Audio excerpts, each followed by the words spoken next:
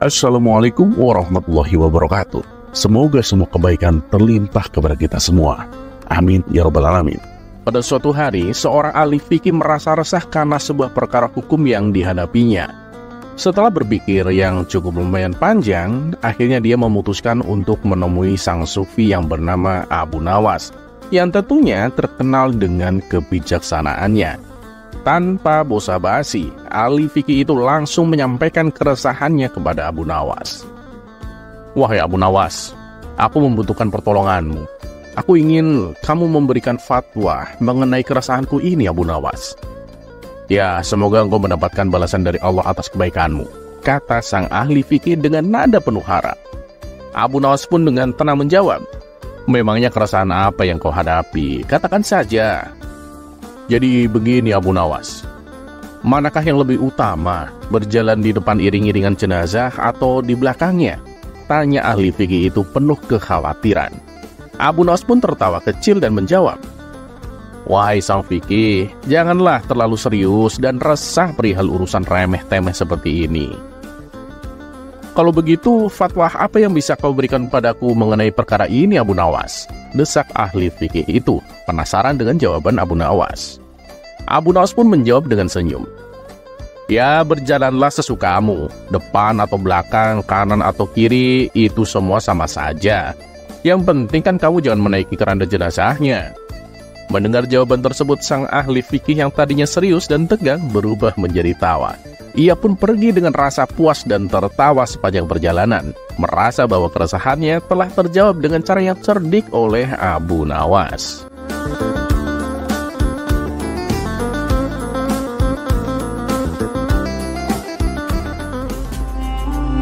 Kisah selanjutnya.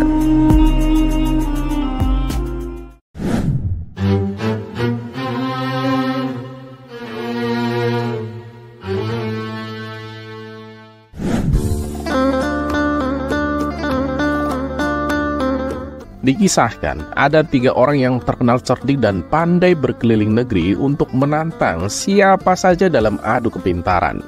Hingga pada suatu hari mereka tiba di kampung Abu Nawas. Penduduk desa sepakat untuk menghadapi tantangan mereka dengan mengandalkan kecerdikan dari Abu Nawas. "Aku yakin Abu Nawas ini pasti bisa mengatasi 3 orang itu," ujar salah satu penduduk. Abu Nawas akhirnya setuju untuk menghadapi ketiga orang cerdik tersebut. Pertandingan kepintaran ini diadakan di tengah lapangan, sehingga masyarakat bisa menonton. Setelah semua berkumpul, acara pun dimulai. Masing-masing kontestan memperkenalkan diri, dan sebagai penghormatan, juri mempersilahkan 3 orang itu untuk bertanya kepada Abu Nawas terlebih dahulu. Orang pertama dengan nada sombong bertanya, Abu Nawas, di mana sebenarnya pusat bumi ini?" Abu Nawas pun tersenyum simpul mendengar ejekan itu dan kemudian menjawab, "Ah, itu sih gampang. Pusat bumi ini kan tepat di bawah telapak kakiku."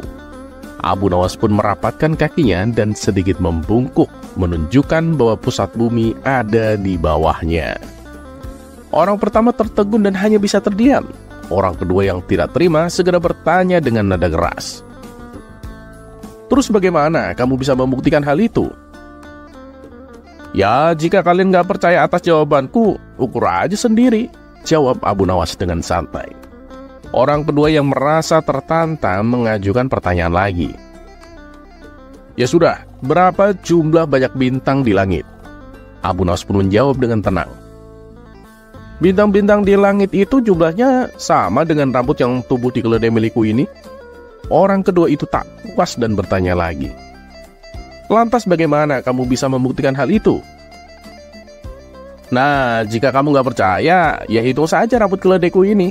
Nanti kamu akan tahu kebenarannya," jawab Abu Nawas dengan nada bercanda. Orang kedua pun terdiam, tidak mau membalas argumen dari Abu Nawas. Sekarang giliran orang ketiga yang konon paling cerdas di antara mereka. Dengan sedikit sinis ia bertanya, "Tampaknya kamu tahu banyak mengenai keledai. Coba katakan padaku, berapa jumlah bulu di ekor keledaimu?" Abu Nawas pun tertawa dan menjawab, "Jumlah bulu di ekor keledaiku ini sama dengan jumlah rambut di janggutmu." Orang ketiga itu pun penasaran, "Terus bagaimana kamu bisa membuktikan hal itu?" Abu Nawas pun menjawab, Itu mudah saja. Cabut sehelai bulu di ekor keledaiku, terus aku akan mencabut sehelai rambut di janggutmu. Nah, kalau udah nyampe habis dan jumlahnya sama, maka yang kukatakan benar. Kalau tidak sama berarti aku keliru. Orang ketiga itu terkejut dan tidak mampu berkata apa-apa. Membayangkan rasa sakit jika harus mencabut rambut di janggutnya satu persatu. Akhirnya orang ketiga pun menyerah dan para penonton sepakat bahwa Abu Nawas adalah pemenangnya.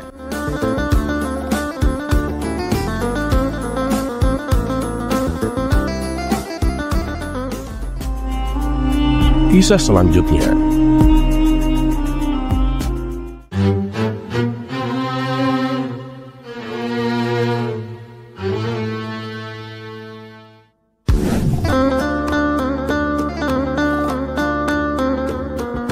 Konon di zaman Raja Harun ar-Rasyid, sebelum ada yang namanya toilet, mereka menggunakan sungai untuk buang hajat. Suatu ketika sang raja merasa perutnya sedang sakit dan sudah tidak bisa lagi untuk diajak kompromi. Seketika itu juga Baginda Raja meminta para pengawal untuk mendampinginya ke sungai demi menuntaskan hajatnya. Kebetulan sungai itu mengalir dari utara ke arah selatan. Dan sudah menjadi kebiasaan di kalangan masyarakat.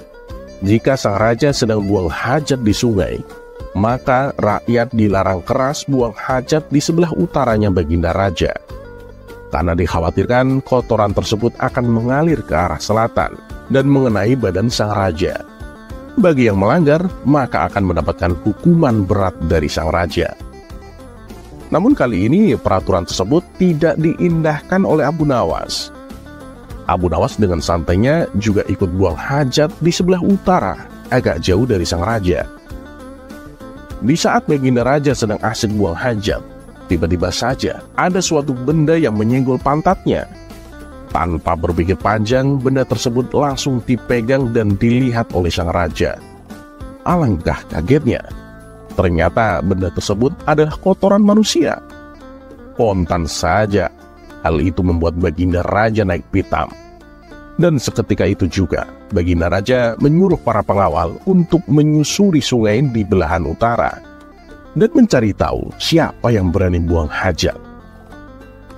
Dan benar saja, di sebelah utara, agak jauh dari posisi sang raja, terlihat sosok Abu Nawas sedang buang hajat dengan santainya dan bersiul-siul.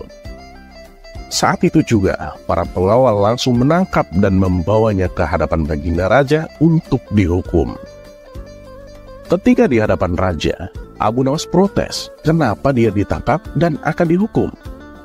Baginda Raja pun menjelaskan bahwa perbuatan Abu Nawas telah melecehkan privasinya dan menginjak-injak harga dirinya sebagai seorang raja. Kamu keterlaluan, Abu Nawas. Berani-beraninya kamu buang hajat di sebelah utaraku. Kotoranmu mengenai badanku. Kamu harus menerima hukuman, Abu Nawas, bentak sang raja. Maaf Paduka, tunggu sebentar, sela Abu Nawas. Tunggu apa? Kali ini tidak ada lagi ampunan bagimu, Abu Nawas, sahut sang raja dengan geram. Tunggulah sebentar Paduka yang mulia. Tolong beri saya kesempatan untuk menjelaskannya. Saya melakukan itu semua karena saya sangat menghargai engkau, Paduka yang mulia, kata Abu Nawas. Mendengar hal itu, Raja Harun ar-Rasyid pun sedikit tertegun dengan apa yang disampaikan oleh Abu Nawas. Perbuatan seperti itu, kamu bilang untuk menghormatiku? Tanya raja keheranan. Begini Paduka yang mulia, selama ini kan jika Paduka mengadakan perjalanan, baik dengan rakyat ataupun bersama pengawal, tidak ada satupun dari mereka yang berani mendahului jalannya Paduka. Begitu juga dengan hamba Paduka yang mulia. Ketika saya ikut rombongan Paduka, posisi berjalan saya tidak berani mendahului Paduka.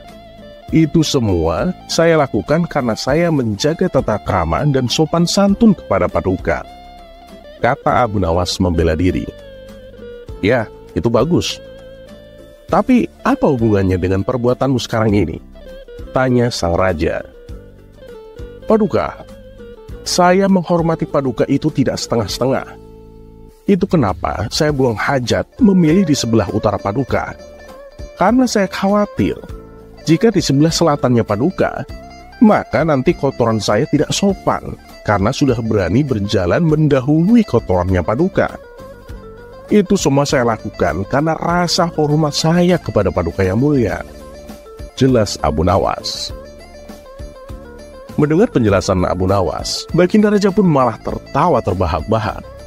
Ia tak jadi marah dan menghukum Abu Nawas. Akan tetapi, Abu Nawas malah diberi hadiah karena alasannya yang masuk akal dan juga telah menghibur dirinya.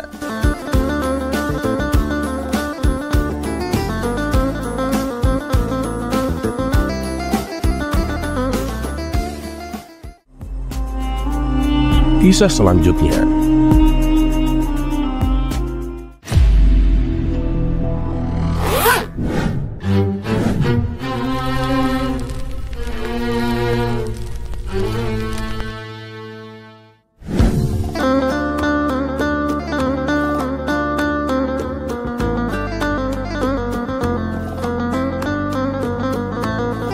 Suatu ketika, ada seorang pemuda yang sedang mengalami masalah besar. Sudah berbulan-bulan masalah itu tak kunjung selesai. Si pemuda lalu curhat kepada kawan-kawannya. Ia berharap mendapatkan jalan keluar atas musibah yang menimpanya. Namun tak satu pun masukan ataupun solusi dari temannya yang bisa membantu mengurai masalah yang menghimpit dirinya. Lalu salah satu sahabat dekatnya menyarankan supaya ia meminta nasihat kepada Abu Nawas. Dan keesokan harinya, tanpa pikir lama-lama, si pemuda langsung mendatangi rumah Abu Nawas. Tuan Abu, saya minta tolong Tuan. Saya mempunyai masalah besar yang sampai saat ini belum ada jalan keluarnya, pinta si pemuda kepada Abu Nawas. Memangnya apa masalahmu? Coba ceritakan, sahut Abu Nawas. Si pemuda lalu menceritakan masalahnya. Berulang kali ia meneteskan air mata sambil sesenggukan di hadapan Abu Nawas. Wah, masalahmu ini begitu berat anak muda. Saran saya sih, perbanyaklah ibadah dan berdoa. Mintalah pertolongan kepada Allah. Dan sebagai bukti keseriusanmu, kamu sebaiknya menyatakan sebuah nadar.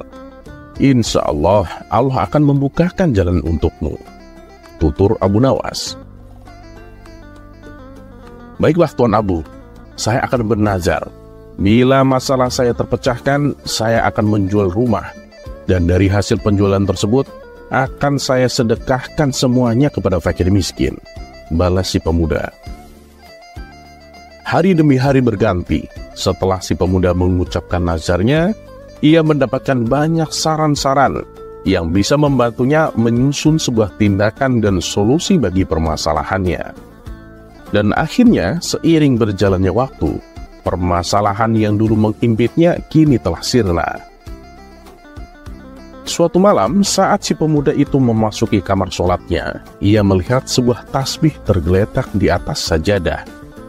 Benda itu mengingatkannya pada malam yang pedih, di mana saat itu ia tenggelam dalam doa dan mengucapkan nazarnya. Oh iya, aku harus melunasi nazarku. Kenapa aku begitu pelupa? Batin si pemuda. Sejak itu, ia ingin segera menunaikan nazarnya. Ia merasa itu sebuah janji kepada diri sendiri dan Tuhan yang harus ia penuhi. Ia tak ingin mengkhianati janjinya sendiri. Ia tak mau menjadi orang yang munafik. Akan tetapi ia mempunyai sebuah masalah.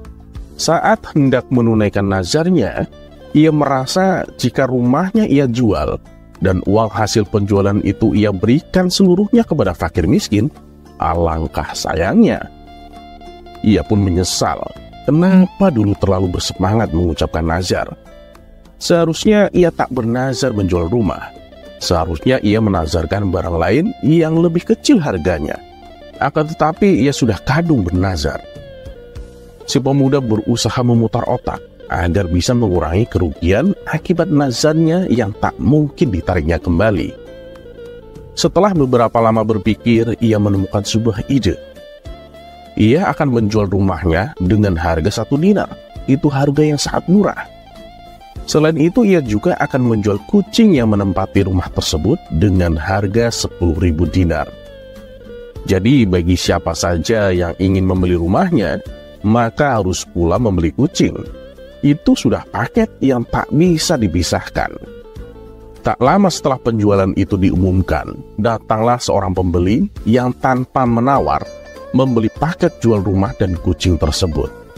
Sang pembeli menyerahkan uang sebesar 10.000 1 dinar. Dan sehari setelah jual beli dilakukan, si pemuda segera menunaikan nazarnya dengan membagikan uang 1 dinar sebagai hasil penjualan rumahnya kepada fakir miskin. Sementara itu, uang hasil penjualan kucing yang bernilai 10.000 dinar menjadi miliknya utuh dan ia simpan rapat-rapat.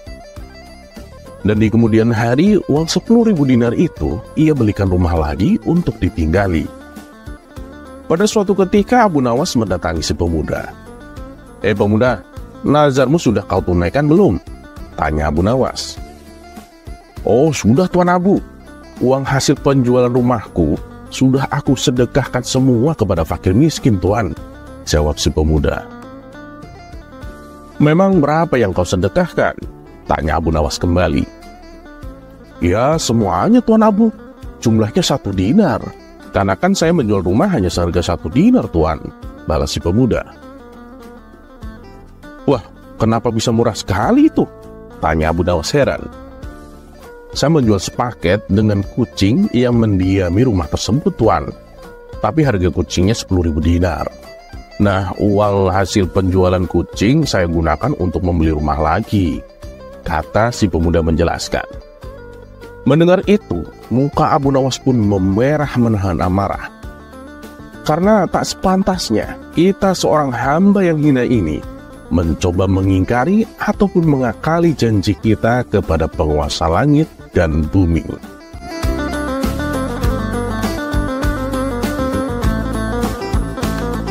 Terlepas apakah cerita ini adalah cerita fiksi atau kenyataan, teruslah berbuat kebaikan. Karena ketahuilah, kita mungkin tahu berapa umur kita sekarang, tapi tak ada yang tahu berapa sisa umur kita. Dan seperti biasa, terima kasih. Wassalamualaikum warahmatullahi wabarakatuh.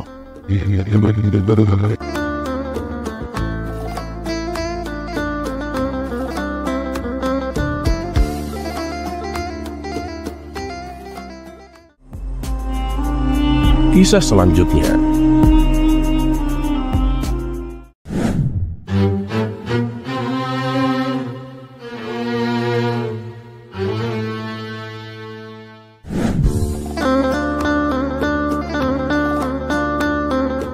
Suatu hari, seluruh pegawai istana diberitahu untuk berkumpul di istana oleh Baginda Raja bersama para menteri. Setelah semua bawahannya berkumpul, Baginda Raja lalu menyampaikan maksudnya. Kalian semua, aku undang ke sini karena ada beberapa hal yang ingin aku sampaikan. Yang pertama, aku ucapkan terima kasih kepada kalian karena selama ini kalian telah bekerja keras membantu mengurus negeri kita yang tercinta ini, kata Baginda Raja. Dan yang kedua, hari ini adalah hari jadi negeri kita. Sebagai tanda terima kasihku, kalian semua akan mendapatkan hadiah. Lanjutnya, mendengar hal itu para menteri bersorak kegirangan. Terima kasih Paduka Yang Mulia, kata salah seorang menteri. Di tengah suasana penuh kegembiraan, tiba-tiba salah satu menteri bertanya, Paduka Yang Mulia, bukankah Abu Nawas juga sering membantu menangani masalah yang ada di dalam negeri kita? Dia juga sering menghibur Paduka. Tapi kenapa dia tidak diundang Paduka? Seketika Baginda Raja tersadar bahwa dirinya hampir saja melupakan seseorang yang sangat dikaguminya. Wah, terima kasih kamu telah mengingatkanku, kata Baginda Raja, dan kemudian memerintahkan beberapa pengawal untuk segera memanggil Abu Nawas. Tidak lama kemudian datanglah Abu Nawas ke istana menghadap Baginda Raja. Sesaat Abu Nawas sempat terkejut karena ia melihat seluruh menteri istana berkumpul tanpa ada satupun yang absen. Ampun Paduka Yang Mulia, ada gerangan apa Paduka memanggil hamba? Sepertinya ada masalah yang serius, tanya Abu Nawas. "Ah, tidak ada masalah apa-apa, Abu Nawas. Justru ini adalah hari yang penuh kebahagiaan," balas Baginda Raja. "Alhamdulillah kalau begitu Paduka. Tapi ada tujuan apa hamba dan semuanya diperintah menghadap Paduka?" tanya Abu Nawas kembali. Baginda Raja lalu memberitahu bahwa ia akan memberikan hadiah kepada semua menteri, termasuk Abu Nawas. Hadiah tersebut sebagai wujud terima kasih kepada orang-orang yang telah berjasa ikut andil mengurus negeri dan rakyatnya. Kemudian Baginda Raja mengajak Abu Nawas dan semua menteri memasuki ruangan besar yang penuh perhiasan emas. "Saat ini, kuhadirkan kepada kalian sebuah kebebasan sampai waktu yang telah aku tentukan. Silahkan, peganglah harta yang besar yang ada di dalam ruangan ini. Dan apa yang berhasil kalian pegang akan menjadi milik kalian," titah Baginda Raja. Spontan, para menteri berhamburan mencari sesuatu yang disenangi masing-masing, berebut menyentuh perhiasan paling besar agar bisa menjadi miliknya. Sementara itu, Abu Nawas hanya terdiam. Ia sama sekali tidak ikut memperebutkan hadiah dan tetap berdiri di samping Baginda Raja.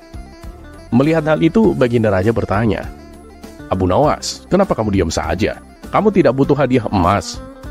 Ditanya seperti itu, tanpa diduga, Abu Nawas tiba-tiba memeluk Baginda Raja erat-erat hingga Baginda Raja hampir tidak bisa bergerak.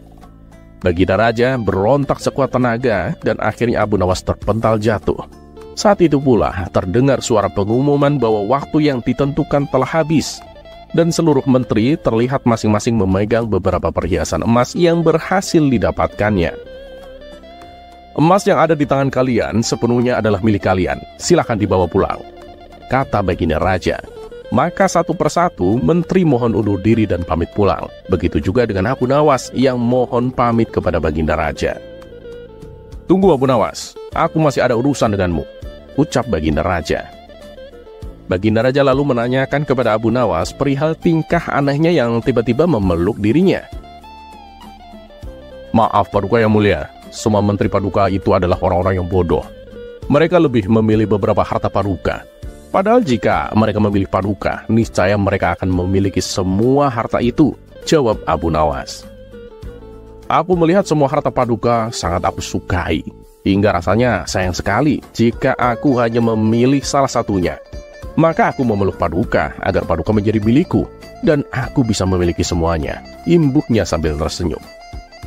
"Maksudmu bagaimana Abu Nawas?" tanya Baginda Raja kebingungan. "Begini Paduka yang mulia, kebanyakan manusia bodoh di dunia ini lebih memilih harta dunia ketimbang pemilik sejatinya, yaitu Allah SWT.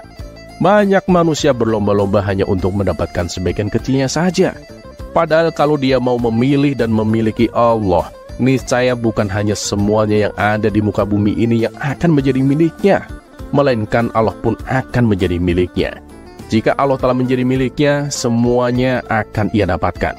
Itulah alasan mengapa hamba memeluk Paduka. Dengan begitu, hamba telah memiliki Paduka, dan kini Paduka menjadi milikku, juga termasuk istana dan harta seisinya," papar Abu Nawas sambil tertawa kecil. "Kamu memang cerdik Abu Nawas," puji Baginda Raja. "Ya sudah, sebagai hadiahnya aku persilahkan kamu untuk memilih sendiri hadiah sebanyak yang kamu inginkan." Akhirnya tanpa bersusah payah, Abu Nawas bisa mendapatkan hadiah emas yang lebih banyak daripada menteri-menteri istana.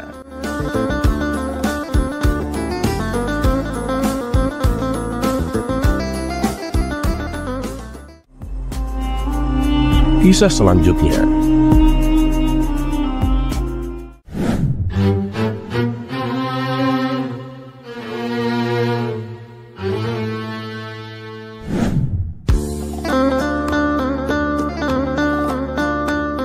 Masyarakat kota Baghdad sudah mengenal Abu Nawas sebagai penyelesai segala masalah, baik permasalahan yang bersangkutan dengan hukum ataupun hanya sekedar masalah keamanan dan kenyamanan kota Baghdad. Kebanyakan dari mereka yang ingin menyelesaikan masalah dengan cepat selalu datang ke Abu Nawas, karena Abu Nawas pasti bisa menemukan solusinya saat itu juga. Berbeda jika mereka melapor kepada Tuan Hakim, prosesnya akan lama. Dan tak jarang pula mereka dimintai uang untuk biaya persidangan, yang mana hasilnya juga belum tentu sesuai dengan harapan. Dan keadaan tersebut pun berlaku pada kisah kali ini, yang mana belakangan kota Baghdad dihebohkan dengan kehadiran rombongan para pengemis buta. Mereka datang dari luar kota dengan cara berjalan kaki. Setiap hari mereka memasuki pasar dan mendatangi rumah-rumah warga untuk meminta-minta. Awalnya masyarakat merasa iba dan sering memberi mereka sedekah. Tapi lama-kelamaan rombongan pengemis buta ini menjadi kurang ajar. Apabila ada pedagang yang menolak memberi sedekah, mereka mengamuk. Mereka membawa dalih agama untuk membela diri.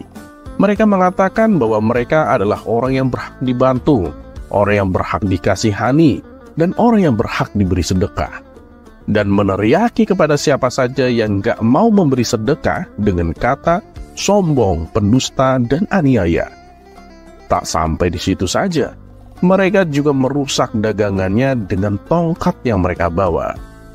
Tentu saja si pedagang tak berani melawan, karena jumlah mereka lumayan banyak. Dan setiap kali mereka meminta sedekah, mereka selalu memaksa untuk diberi. Para pedagang yang sudah tak tahan dengan ulah komunitas pengemis itu, kemudian mendatangi rumah Abu Nawas untuk mengadu. Mereka tak mengadukan masalah ini kepada Tuan Hakim, karena mereka kapok dengan proses yang berbelit-belit dan belum tentu hasilnya memuaskan. "Bagaimana nih Abu Nawas? Kami sangat terganggu dengan kehadiran mereka," kata salah satu pedagang. "Iya Abu Nawas, mereka sekarang udah makin kurang ajar. Minta-minta dengan cara memaksa. Kami datang kepadamu karena kami khawatir dengan jumlah mereka yang banyak itu," timpal yang lainnya. Setelah mendengar pengaduan mereka, Abu Nawas lalu berkata, "Memangnya jumlah pengemis itu ada berapa sampai kalian takut menghadapinya?" "Mereka kira-kira ada 20-an orang Abu Nawas, dan semuanya masing-masing membawa tongkat untuk merusak dagangan kami," jawab para pedagang. "Oh pantesan. Yaudah begini aja, masalah ini biar aku yang akan menyelesaikannya. Besok aku akan mengerjai mereka. Sekarang kalian pulanglah," tutur Abu Nawas. Mereka pun lalu membubarkan diri dan meninggalkan rumah Abu Nawas. Dan singkat cerita, pada keesokan harinya, pergilah Abu Nawas ke pasar untuk mencari keberadaan rombongan pengemis buta. Setelah mencari ke sana kemari, ternyata mereka sedang berkumpul di sebuah warung. Abu Nawas pun lalu menghampiri mereka. Kemudian Abu Nawas mengeluarkan kantong dan membantingnya supaya terdengar suara kemerincing. "Ambillah uang itu dan bagi-bagikan di antara kalian," kata Abu Nawas mengerjai. Padahal kantong tersebut bukanlah berisi uang, melainkan berisi kepingan besi-besi kecil yang sudah ia siapkan. Dan Abu Nawas kemudian ikut nimbrung bersama para pengemis itu. Mengetahui ada orang yang memberi mereka sekantong uang, masing-masing dari mereka segera bangkit berdiri. Salah satu pengemis yang memegang kantong uang itu mencoba membagikan kepada masing-masing mereka. Tapi belum sempat ia meraba isi kantong itu, Abu Nawas yang memang sedari tadi membaur dengan mereka langsung berteriak, "Mana bagianku? Jangan kau ambil semua uang itu," kata Abu Nawas berakting menjadi bagian dari mereka. Kemudian Abu Nawas membuat keributan dengan mencoba merebut kantong uang itu.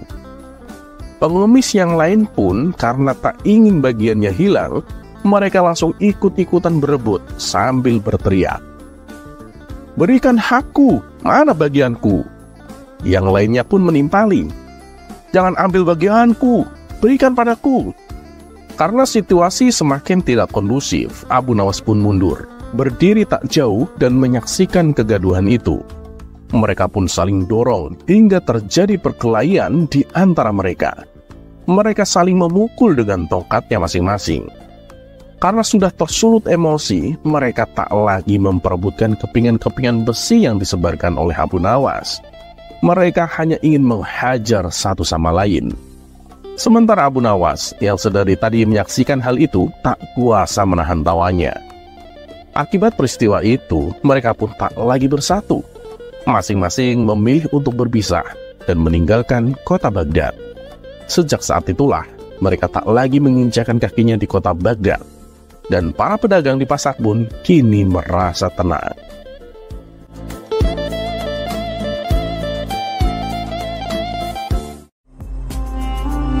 Kisah selanjutnya.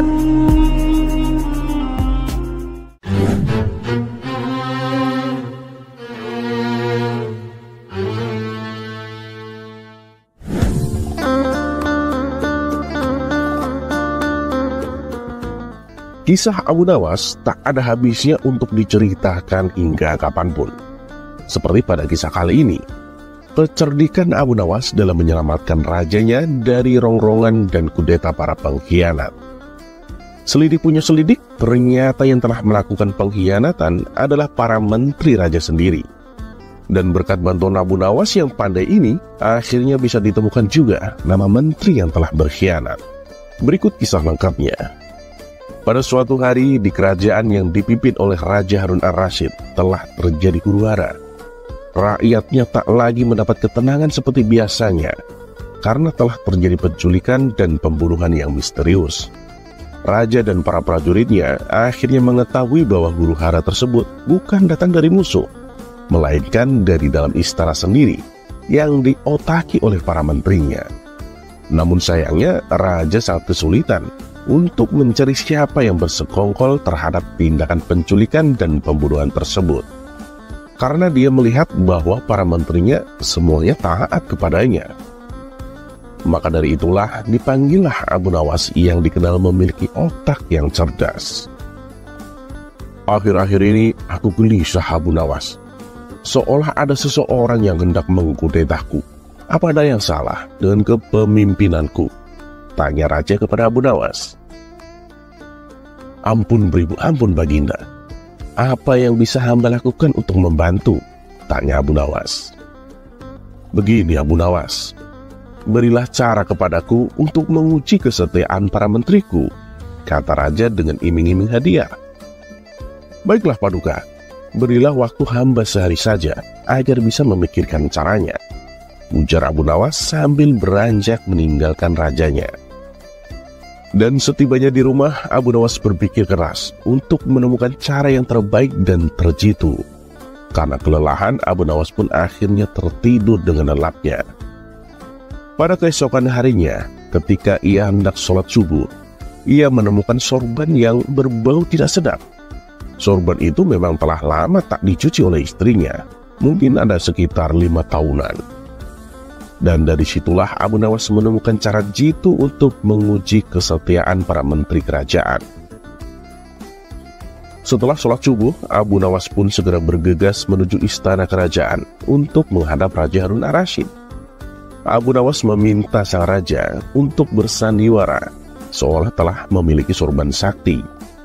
Raja Harun pun setuju dan melakukan apa yang diperintahkan oleh Abu Nawas. Setelah itu, maka dikumpulkanlah kelima menterinya untuk menghadap. Di hadapan para menteri itu, Raja mengatakan bahwa ia telah mendapat hadiah berupa sorban sakti, hasil pemberian dari kerajaan lain. Dan salah satu kesaktian sorban itu adalah bisa menentukan masa depan kerajaan di masa yang akan mendatang. Wahai para menteriku, cobalah bantu aku untuk menentukan masa depan negeri ini, titah Baginda Raja. Bagaimana caranya, wahai Baginda? Tanya salah seorang menteri. Masing-masing dari kalian, coba ciumlah sorban hadiah ini secara bergantian. Nah, apabila berbau wangi, maka kerajaan ini akan abadi selamanya. Tapi bila baunya busuk, maka kerajaan ini tidak akan lama lagi akan segera runtuh, jelas sang raja. Sesuai dengan perintah raja, para menteri satu persatu memasuki ruangan untuk mencium sorban sakti tersebut. Setelah semuanya telah mendapatkan giliran, maka dikumpulkanlah lagi menteri-menterinya. Bagaimana baunya? Tanya raja. Paduka yang mulia, sorban ini baunya sangat harum. Niscaya kerajaan ini akan tetap abadi, Paduka, jawab menteri pertama. Menteri kedua dan menteri ketiga pun menjawab sama dengan menteri pertama. Intinya adalah mereka berusaha untuk membuat rajanya senang. Kini giliran menteri keempat dan kelima angkat bicara. Di luar dugaan, Menteri keempat dan kelima ini mengatakan bahwa sorban sakti tersebut baunya busuk dan menyengat hidung. Mendengar pernyataan menteri keempat dan kelima itu, raja akhirnya murka dan membuka rahasia bahwa sorban yang dikiranya sakti tersebut adalah milik Abu Nawas yang memang sudah usang dan tak dicuci lama sekali. Bergetarlah badan para menteri pertama, kedua, dan ketiga. Ya, kini aku tahu siapa di antara kalian yang telah berkhianat kepadaku. Kalian telah terbukti berbohong dan kalian pantas untuk masuk penjara, ujar Raja Harun. Menteri pertama, kedua, dan ketiga segera ditangkap dan dimasukkan ke dalam penjara. Kepada menteri keempat dan kelima, Raja Harun memberikan hadiah kepada mereka karena kesetiaan yang telah diberikan. Tak lupa juga Abu Nawas mendapat bagian hadiah yang telah dijanjikan oleh Raja Harun kemarin hari. Terlepas apakah cerita ini adalah cerita fiksi atau kenyataan, karena hikmah adalah barang hilang seorang muslim. Di mana ia menemukannya, maka ia berhak mengambilnya.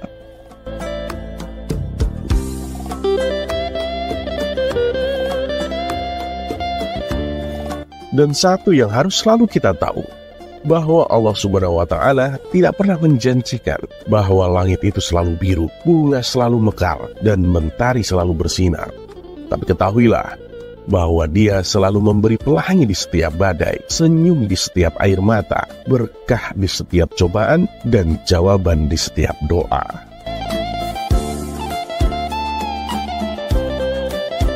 Dan seperti biasa, terima kasih.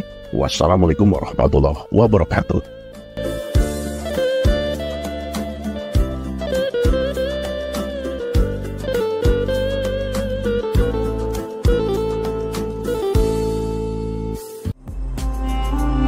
Kisah selanjutnya.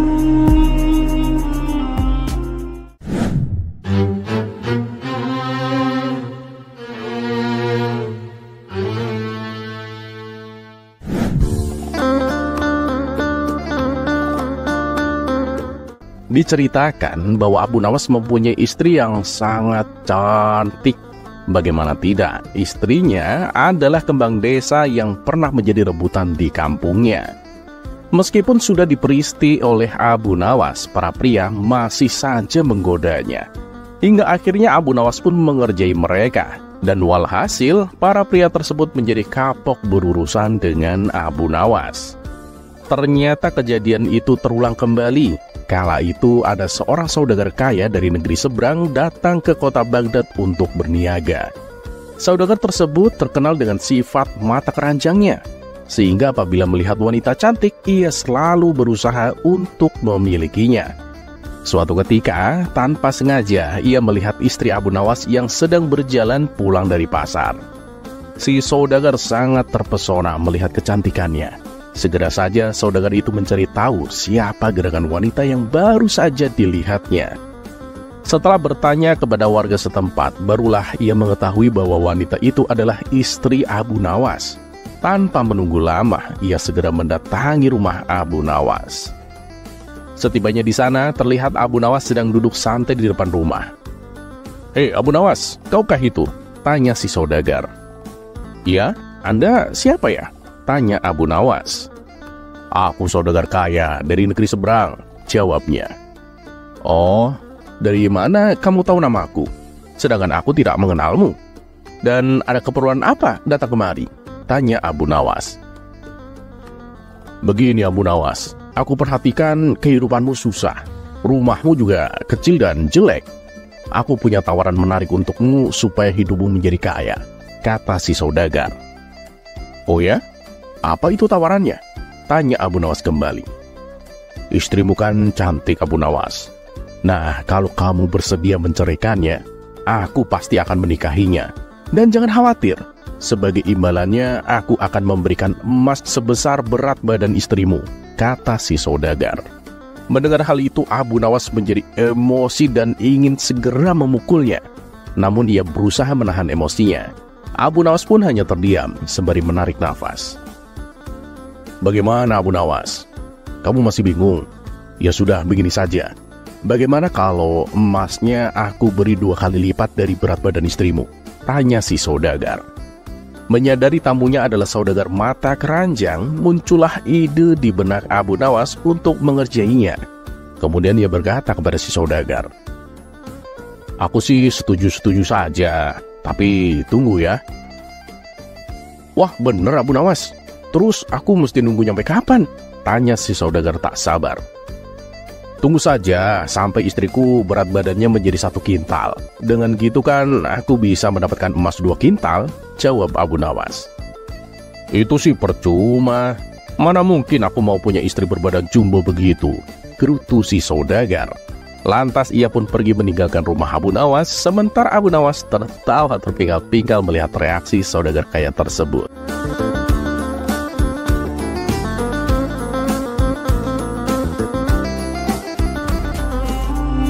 Kisah selanjutnya.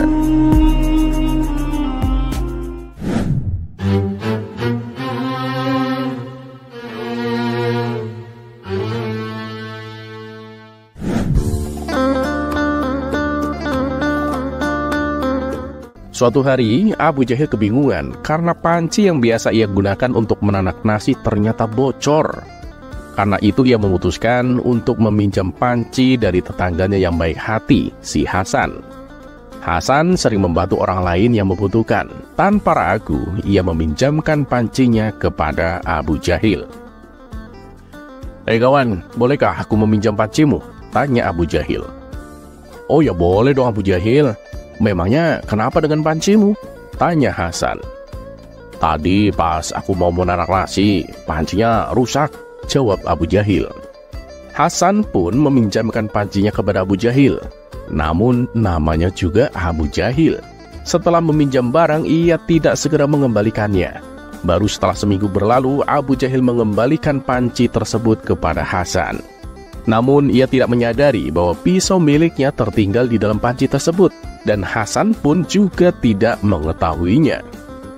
3 hari kemudian, saat Hasan hendak menggunakan panci, ia menemukan pisau di dalamnya.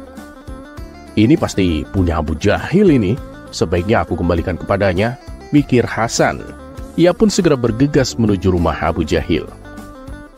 Saat itu Abu Jahil sedang dibuat geram karena ayam-ayamnya mati dimangsa seekor musang.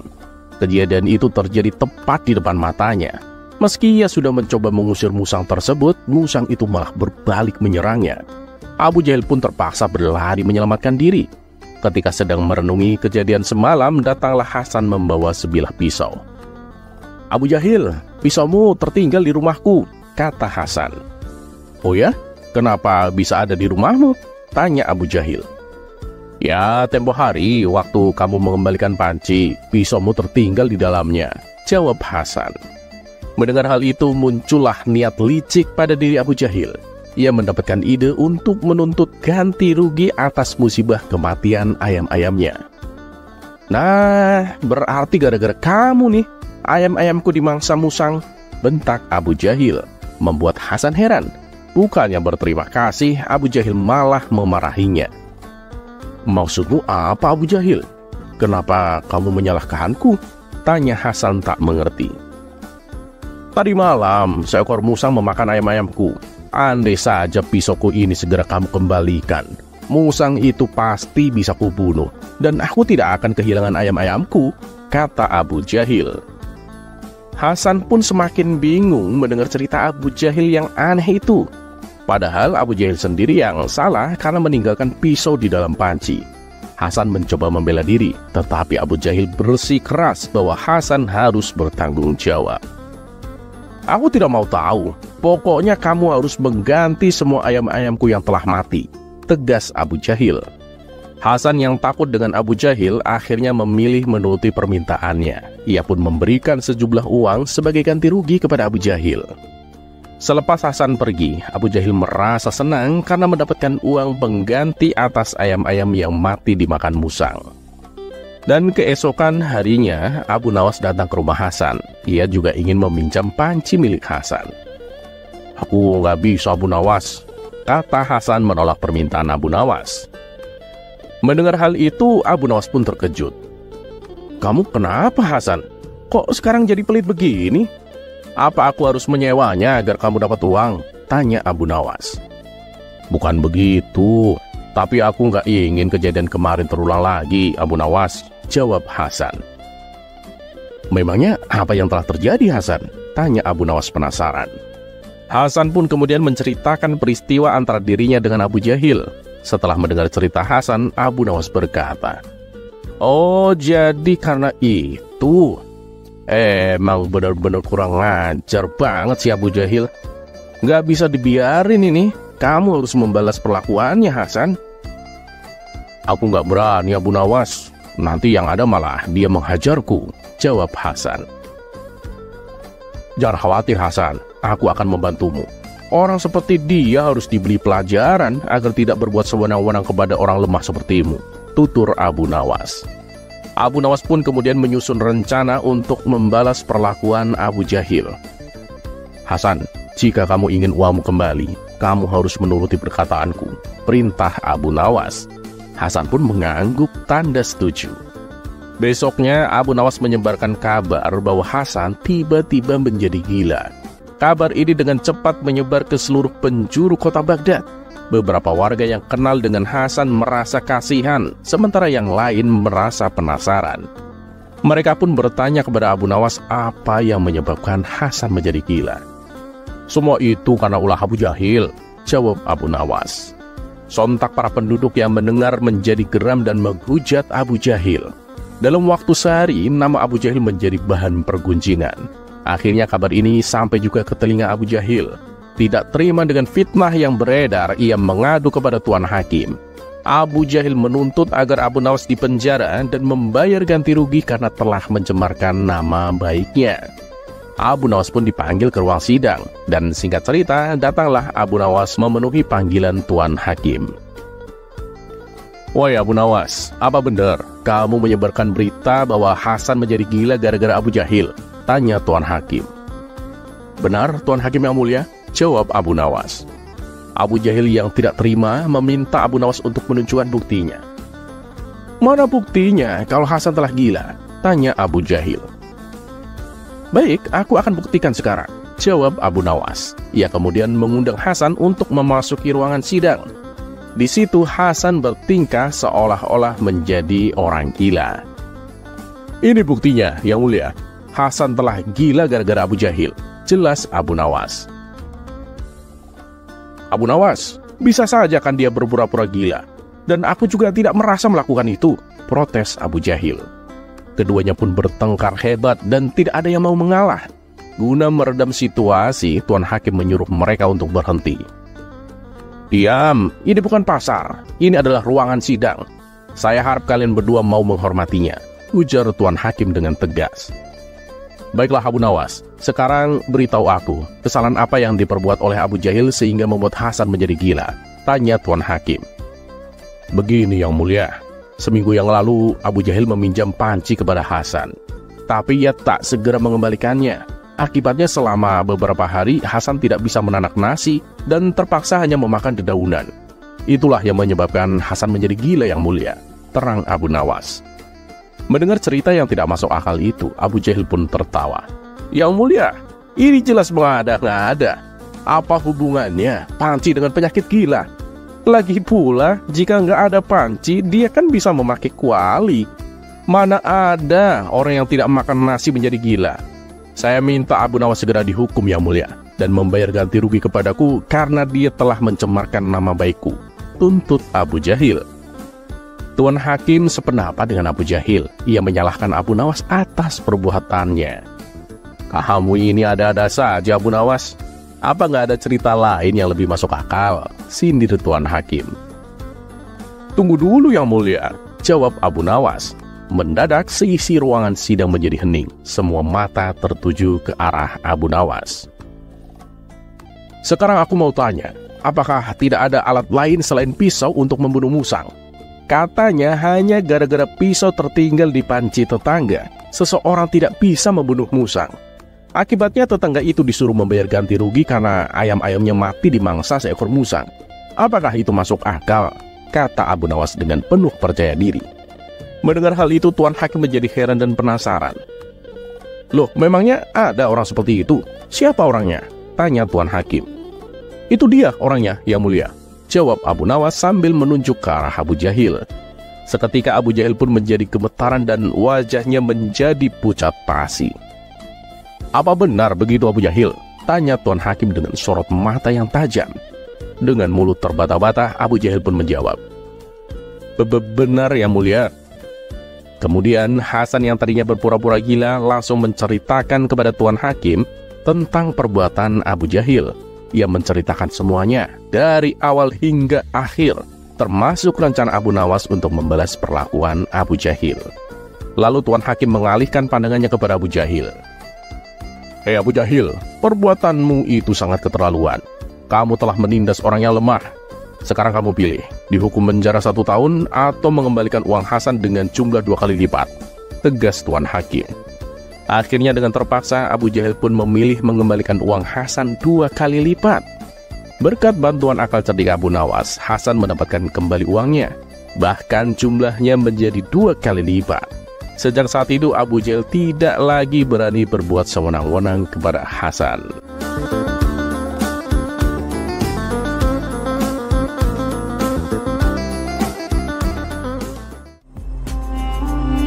Kisah selanjutnya.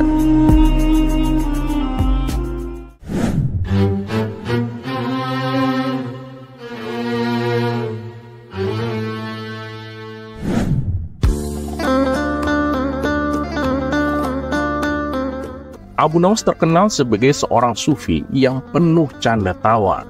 Di samping ilmu agamanya yang memang lebih tinggi daripada orang pada umumnya, sehingga ia disebut sebagai ulama, ia juga tak jarang memberikan candaan-candaan kepada kawan-kawannya.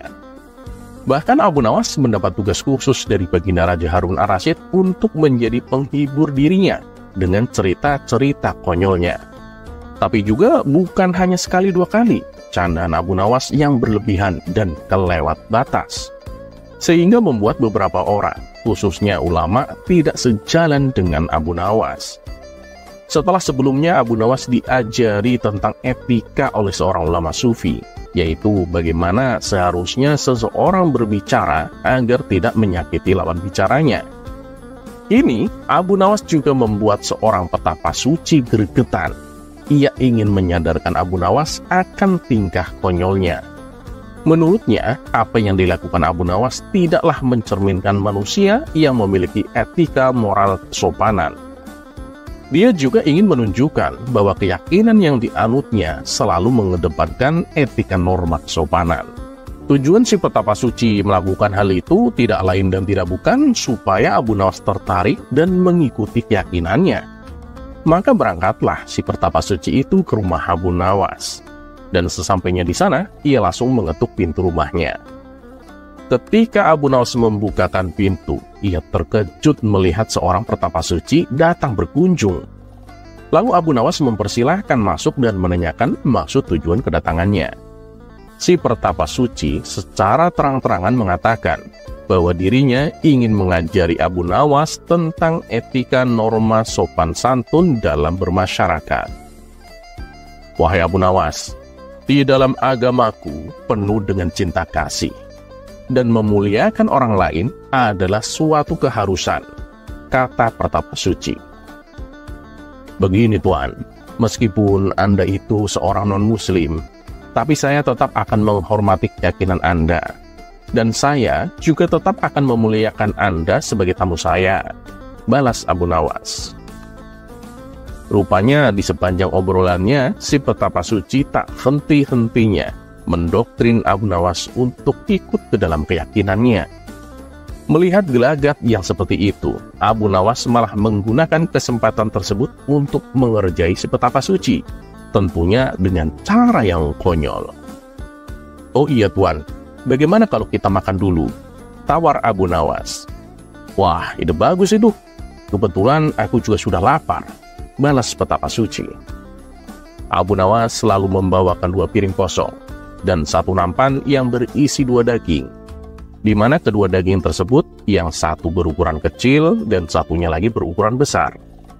Kemudian Abu Nawas memberikan piring kosong untuk petapa suci dan untuk dirinya. Setelah itu, Abu Nawas mengambilkan daging kecil ditaruh di piringnya si pertapa suci.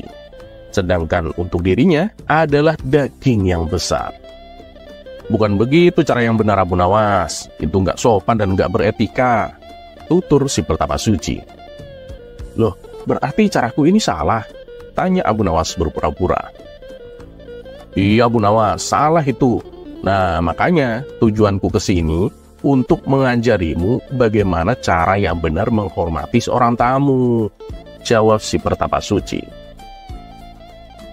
Memang gimana caranya Tuan? Apa yang akan Tuan lakukan jika Tuan menjadi saya? Tanya Abu Nawas. Begini caranya Abu Nawas. Pertama, aku akan mengambilkan daging yang besar untukmu, kata si pertapa suci. Abu Nawas pun mengambil daging besar dan ditaruh di piringnya sendiri. Lalu aku akan mengambil daging yang kecil untuk diriku sendiri, kata si pertapa suci melanjutkan. Abu Nawas juga mengambil daging yang kecil dan menaruhnya di piringnya si pertapa suci. Oh, jadi begini. Ayo Tuan, silakan dimakan, ucap Abu Nawas sambil menyodorkan. Sementara Abu Nawas langsung memakan daging besar yang berada di piringnya, si pertapa suci terpaksa hanya mendapatkan daging kecil untuk dimakannya. Dan setelah selesai makan, Abu Nawas berkata, kok sepertinya ada yang aneh ya Tuan? Bukankah tadi hasilnya sama saja dengan yang aku lakukan di awal? Celetuk Abu Nawas. Menyadari dirinya masuk perangkap Abu Nawas, si pertapa suci itu hanya bisa diam, tak mengatakan sepatah kata pun. Tak berapa lama, Abu Nawas kembali berkata, oh iya Tuan, apakah Anda tahu etikanya makan? Tanya Abu Nawas. Oh, itu sangat mudah. Pertama, tentu aku akan memanjatkan syukur atas rizki yang aku dapatkan. Nah, setelah itu, aku memakannya dengan perlahan dan mengunyahnya dengan mulut tertutup, jawab si pertapa suci. Waduh, yang Anda lakukan itu salah Tuan, balas Abu Nawas.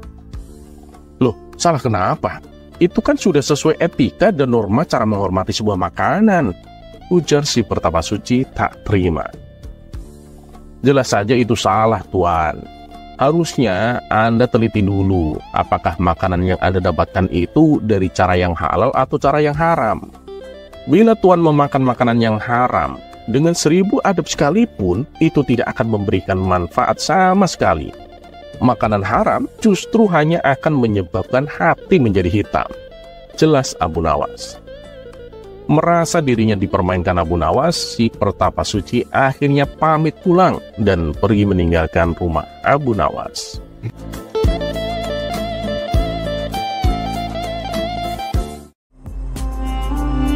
Kisah selanjutnya.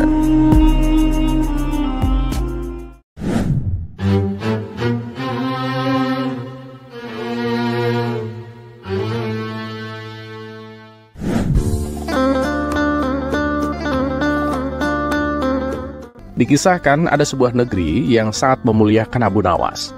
Rakyat negeri tersebut menganggap Abu Nawas sebagai ulama sufi yang sangat alim. Bahkan rajanya sendiri sangat mengidolakannya. Hingga suatu hari Abu Nawas memutuskan untuk pergi ke negeri tersebut dengan tujuan untuk menyadarkan mereka bahwa dirinya hanyalah manusia biasa yang tidak luput dari kesalahan dan dosa, serta meminta agar mereka tidak berlebihan dalam memuliakannya. Setibanya di negeri itu, Abu Nawas disambut dengan sangat meriah. Penduduk memujanya dan memperlakukannya dengan penuh penghormatan.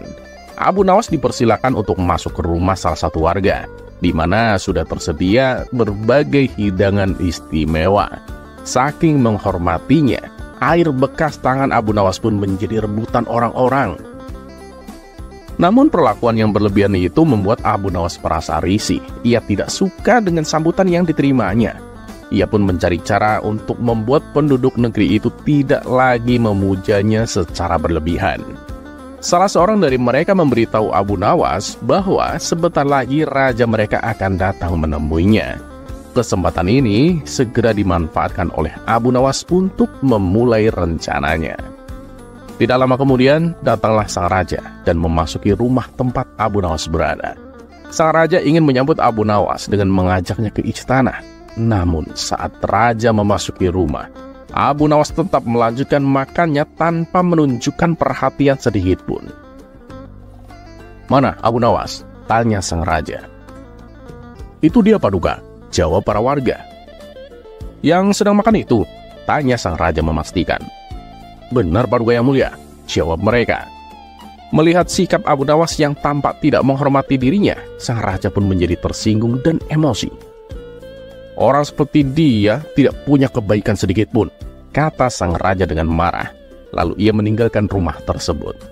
Setelah sang raja pergi, Abu Nawas berkata, "Segala puji bagi Allah yang telah membuat raja pergi dari tempat ini sambil mencelaku."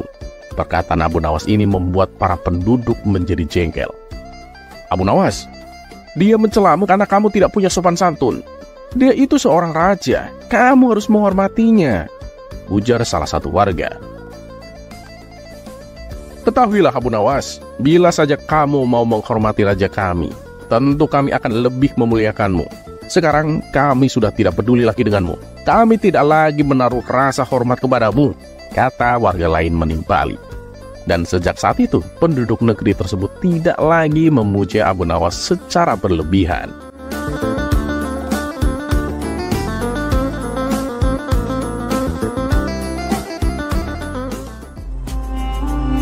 Kisah selanjutnya.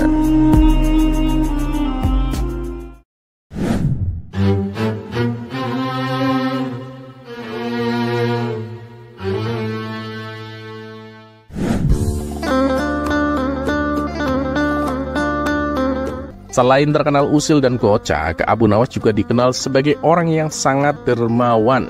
Hal ini sudah diketahui oleh baginda raja, baik dari para menterinya maupun dari orang-orang terdekatnya. Namun, baginda raja belum puas jika dirinya tidak melihatnya secara langsung. Akhirnya pada suatu hari baginda raja memutuskan untuk menguji seberapa dermawannya Abu Nawas. Baginda raja menyamar sebagai pengemis dengan mengenakan pakaian compang-camping, sehingga dirinya tidak dikenali oleh orang lain termasuk Abu Nawas. Tanpa ada pengawal yang mendampingi, baginda raja berjalan menuju tempat Abu Nawas. Ketika baginda raja menemukan Abu Nawas tengah duduk sendirian di pinggir jalan, ia pun segera menghampirinya. "Wahai tuan, apakah engkau tahu di mana aku bisa menemukan Abu Nawas? Aku ingin bertemu dengannya," tanya baginda raja yang menyamar sebagai pengemis. Abu Nawas yang tidak menyadari bahwa lelaki di depannya adalah baginda raja sempat kaget dan bertanya, "Untuk apa kamu ingin bertemu dengannya?"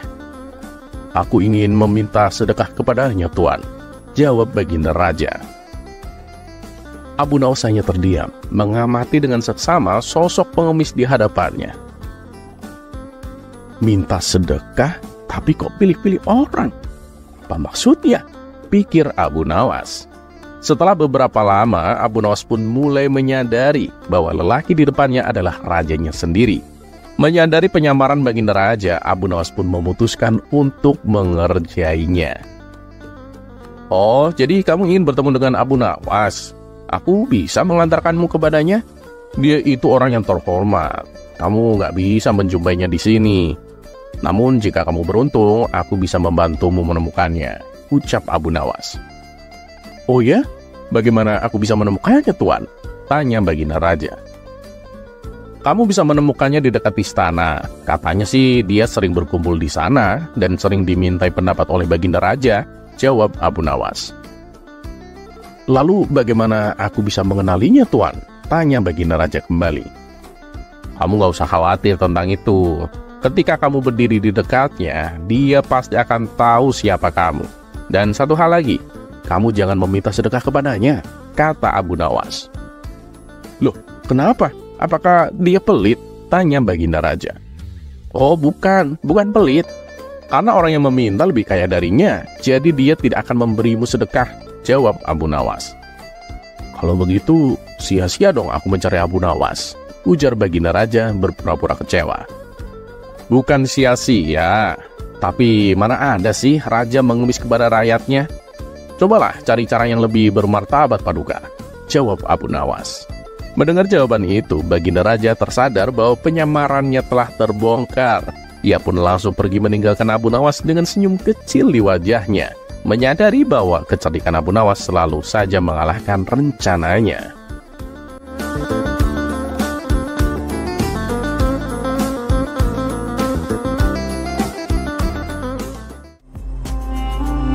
Kisah selanjutnya.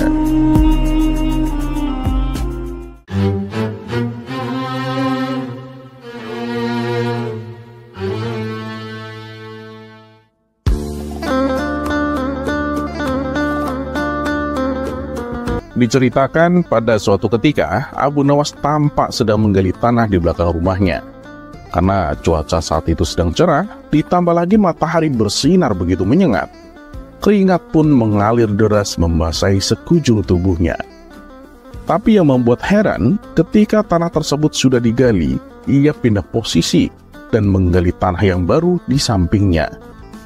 Tuan Hamid yang kebetulan melintas melihat perbuatan Abu Nawas yang aneh ini.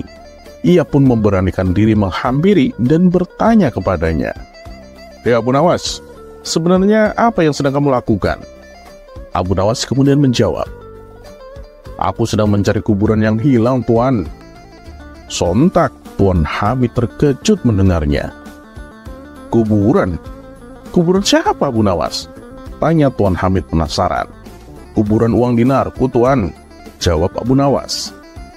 "Tempo hari aku mengubur beberapa uang dinar di sini, tapi aku lupa, Tuan. Tepatnya di mana ya?" katanya melanjutkan. "Loh, kok bisa? Harusnya ketika kamu akan mengubur uang, berilah tanda, supaya mudah mencarinya," tutur Tuan Hamid.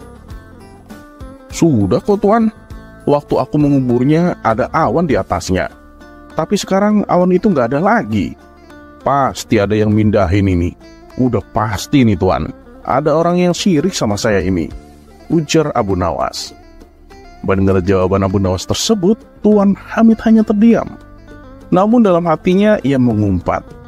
"Ada-ada saja Abu Nawas," katanya dalam hati.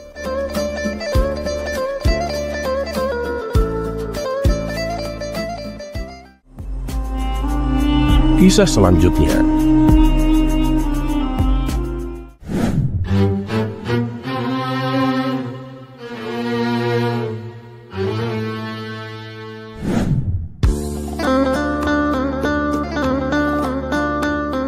Sungguh sebuah kisah yang sangat unik dari seorang sufi yang cerdik, Abu Nawas. Tetap bisa tenang menemukan solusi jitu, walaupun dalam situasi genting dan penuh tekanan. Dan kisah ini bermula ketika situasi di kampung Abu Nawas sedang marak pencurian. Beberapa tetangga Abu Nawas sudah menjadi korbannya. Pelakunya terbilang sangat nekat, sebab ia beraksi hanya seorang diri. Namun apabila ada yang berani melawan atau menghalang-halangi, si pencuri tak segan-segan untuk melukai, bahkan membunuhnya. Tentu saja hal ini membuat resah para warga. Berbagai upaya sudah dilakukan untuk mengungkap siapa pelakunya. Tapi si pencuri sangatlah cerdik, sehingga identitasnya sulit untuk diketahui. Akhirnya para warga meminta bantuan istana supaya kampungnya dijaga. Maka Baginda Raja mengirim puluhan prajurit untuk menjaga keamanan. Beberapa prajurit disiagakan di tempat-tempat rawan pencurian, sementara beberapa prajurit lainnya bertugas berkeliling kampung. Namanya saja pencuri cerdik, ia bisa dengan mudah menyelinap tanpa ketahuan. Dan kali ini, rumah Abu Nawas yang akan menjadi sasarannya. Saat tengah malam tiba, si pencuri memanjat atap rumah Abu Nawas. Sang istri yang masih terjaga menyadari kehadiran si pencuri. Ia pun segera membangunkan Abu Nawas. "Suamiku, di atap rumah kita sepertinya ada orang," kata sang istri kepanikan. Abu Nawas pun terkejut dan terbangun. "Gimana nih? Apa yang harus kita lakukan?" tanya sang istri. Sejenak Abu Nawas terdiam. Kalau ia melawan, itu tidak mungkin. Bisa-bisa ia mati terbunuh, pikir Abu Nawas.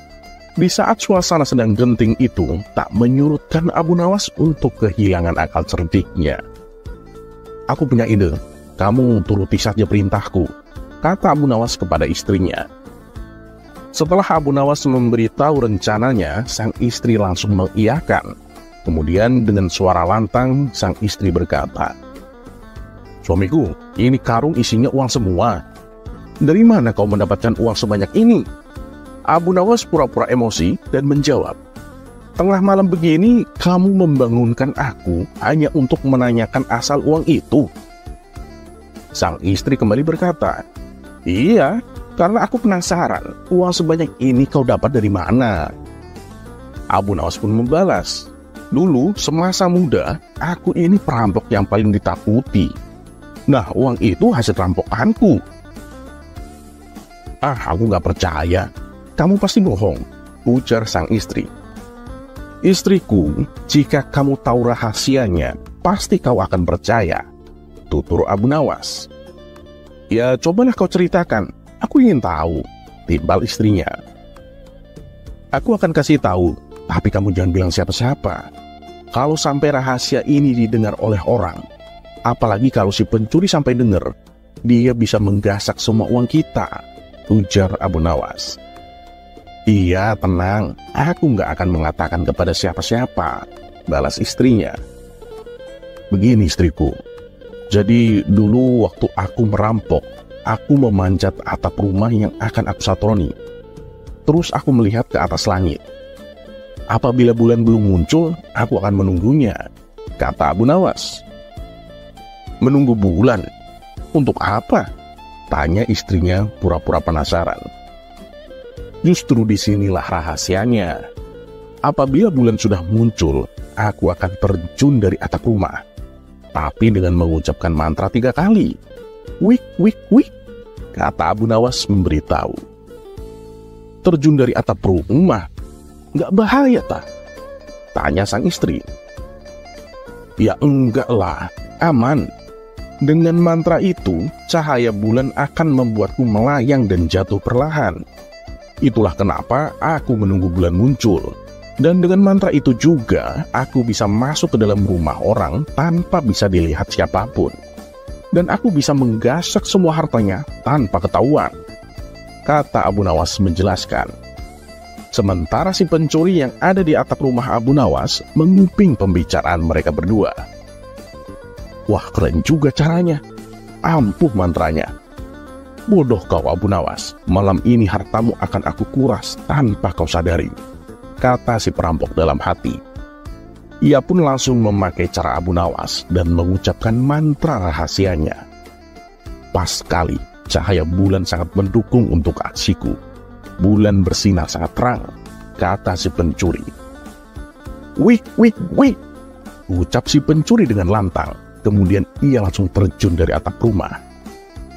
Apa yang terjadi selanjutnya membuat Abu Nawas sedikit tertawa geli. Si pencuri jatuh ke tanah dengan kondisi terluka parah. Tulang rusuknya patah, tulang kakinya juga patah. Tangan dan kakinya pisah, kupingnya jadi 2, matanya ada di samping hidung. Si pencuri menggeliat dan berteriak kesakitan. Mendengar ada kegaduhan di depan rumah Abu Nawas, para tetangga beramai-ramai mendatanginya. "Ada apa Abu Nawas? Siapa orang ini?" tanya salah satu warga. "Ya inilah pencuri yang selama ini meresahkan kita," jawab Abu Nawas. Dan tak lama kemudian, prajurit istana yang menjaga keamanan datang dan meringkus si pencuri. Ya, walaupun seperti di sinetron India, polisi datangnya pasti belakangan. Dan suasana kampung pun kini menjadi aman kembali.